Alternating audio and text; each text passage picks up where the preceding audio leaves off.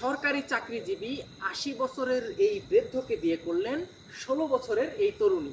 কিন্তু কেন, কি স্বার্থে?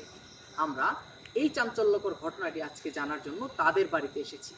আমরা এই ঘটনা জানার জন্য সবার আগে কথা বলবো এই বৃদ্ধ চাকরিজীবী লোকটার সাথে। কেমন আছে? ভালো আছে।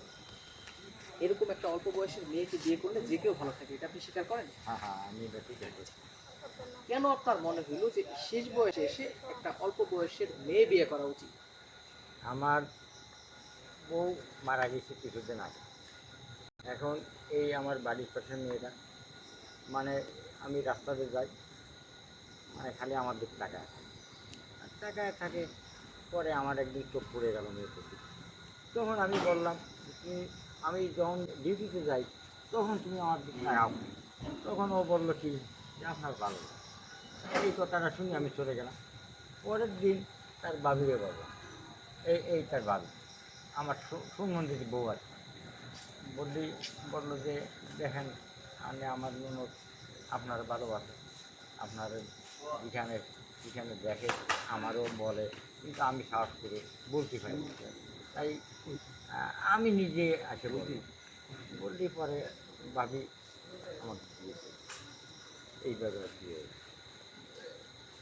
দর্শক, বৃদ্ধর বক্তব্য আমরা শুনলাম। উনার কথায় যতটুকু আমার মনে হয়েছে, উনি আসলে, আমি একটা গান শুনেছিলাম, চোখে দেখি ঝাপসা ঝাপসা, চুলদারি সব পেকে গেল, মনের বয়স মাত্র ১৬। উনার কথা শুনে আমার এটাই মনে হয়েছে। যাই হোক, আমরা এখন কথা বলবো এই ১৬ বছরের তরুণীর সাথে। দেখি এই বিষয়ে উনি কি বলেন। কেমন আছেন? আলহামদুলিল্লাহ ভালো আছি। মানে ওনাকে বিয়ে করার পরেও ভালো আছেন? হ্যাঁ, অনেক ভালো আছি। দাম্পত্য জীবন কেমন যাচ্ছে? অনেক ভালো। কেন আপনার মনে হইলো এত যুবক থাকতে দেশে আপনি এরকম একটা বৃদ্ধ মানুষকে বিয়ে করবেন? কেন মনে হইলো এটা? আসলে সব ছেলেদের কাছে সব কিছু পাওয়া যায় না। আর এখন যে সমাজ, বর্তমানে টাকার জন্য সবাই পাগল। আমি যদি একটা ইয়ং ছেলে পছন্দ করি বা বিয়ে করি, তাহলে সুখ পাবো না, যতটুকু আমার কাছ থেকে পাবো। এতটুকুই? এই সুখের জন্য আপনি এই বৃদ্ধ মানুষকে বিয়ে করলেন? না না, এতটুকু না। তার মধ্যে হচ্ছে ওনার মন অনেক ভালো, ওনাকে আমার ভীষণ ভালো লাগে। আর আমার কাছে মনে হয় না যে ওনার বয়স অনেক বেশি বা বৃদ্ধ। আমার কাছে মনে হয় যে অন্য আদৃষ্ট ছেলের মতো উনি। আচ্ছা, যদিও বা আমরা হায়াত মৌত সম্পর্কে বা কারো ভবিষ্যৎ সম্পর্কে জানি না, আগামীকাল আমিও মরে যেতে পারি। উনি যদি ধরেন কিছুদিনের মধ্যে মারা যায়, আপনি তো বয়স খুব আপনার বেশি হবে না, আপনি তো একটা অসহায় বোধ করবেন, তখন কেমন লাগবে? মানে আমি আপনার ভবিষ্যৎটা জানতে চাচ্ছি। আসলে ভবিষ্যতের কথা তো বলা যায় না, আর যদি এমনটা হয়ে যায় তারপরও আমি চেষ্টা করব মানে সারা জীবন এভাবেই থাকার জন্য। নেক্সট টাইমে আর অন্য কাউকে বিয়ে করতে পারবো না। অল্প বয়সে অল্প জ্ঞানে অনেক কথাই বলা যায়। এই বিষয়ে আমি আর কথা বলবো না, এই বিষয়ে আপনারা কথা বলবেন। তবে আমি কথা বলবো এই মুহূর্তে ওই ভাইয়ের সাথে এই বিষয় নিয়ে।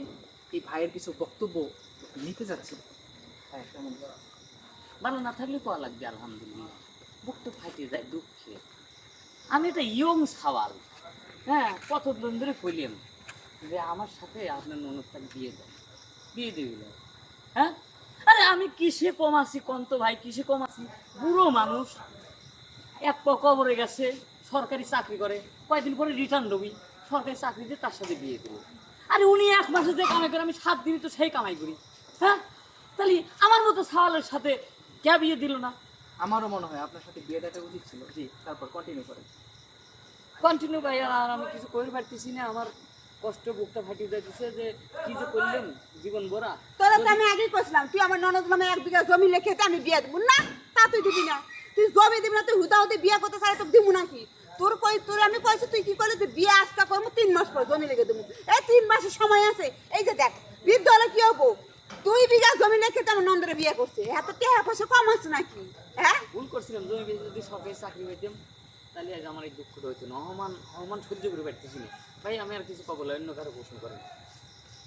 না, আমরা বুঝতে পারছি যে আপনার ভিতরে অনেক ব্যথা জমা, কিন্তু কি করবেন, সমাজটা তো এইভাবে চলতেছে।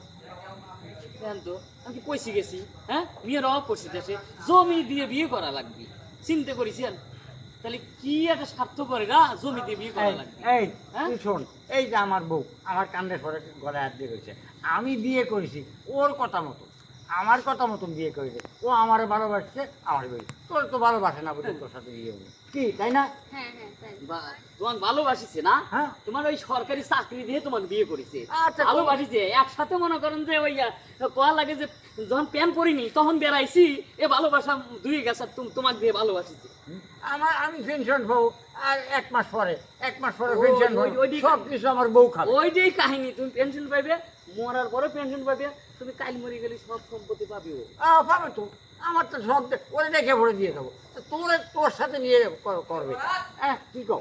আমি ঠিকই বলি, তোমার জলে কেন এত ভাবি কথা কি বলো করে? কেন তুমি? হ্যাঁ আমরা অনেক খুশি হয়েছি দুলাভাই আমার আপনারা একটু থামেন। আসলে আমি যেটা দেখতে পাচ্ছি, এই কথাগুলো যদি আরেকটু কন্টিনিউ হয় তাহলে এখানে একটা সংঘর্ষ বাঁধার সম্ভাবনা আছে। কারণ এই যুবক ভাইয়ের ভেতরে যে ঝড় তুফান উঠছে, এটা যদি বহিঃপ্রকাশ হয় তাহলে এখানে অন্য কিছু ঘটতে পারে। আমরা আর এই বিষয়ে কথা বাড়াবো না, কথা বাড়াবেন আপনারা কমেন্ট বক্সে। আমি চাই এই ভাইয়ের বুকের ঝড়টা কমেন্ট বক্সে উঠবে, ওনাদের পক্ষে এবং বিপক্ষে দুই পক্ষের লোকই দেখতে চাই। পরবর্তী সময়ে এরকম কোনো চাঞ্চল্যকর ঘটনা নিয়ে আবার আপনাদের সামনে হাজির হব।